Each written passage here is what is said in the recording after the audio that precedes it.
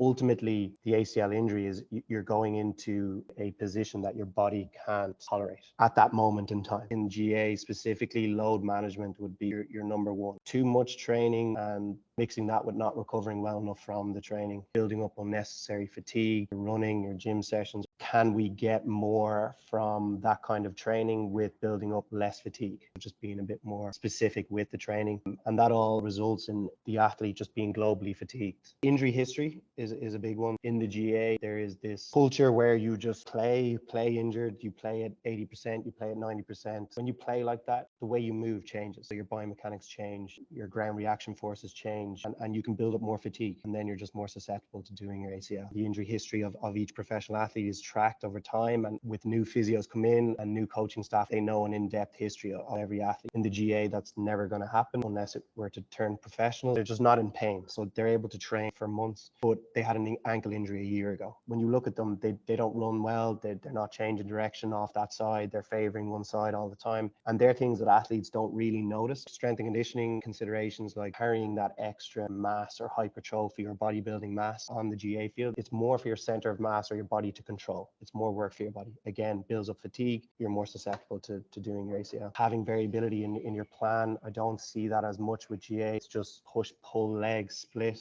a typical kind of bodybuilding. They call it a bro split. It's not really preparing you for the demands of GA, which is a lot of change of direction, a lot of acceleration, deceleration. For Gaelic football, it's like 1.6 kilometers of high speed meters, so a lot of high speed running. When your knee goes inside your foot in a change of direction or a cut, where you're most vulnerable for your ACL, that's not really trained or exposed in programs too. So many athletes are just walking into the gym now, they're just doing what they're told, 3 sets of 10, and they don't even know why they're doing it, and there's just no engagement with it. There's no intensity to it then.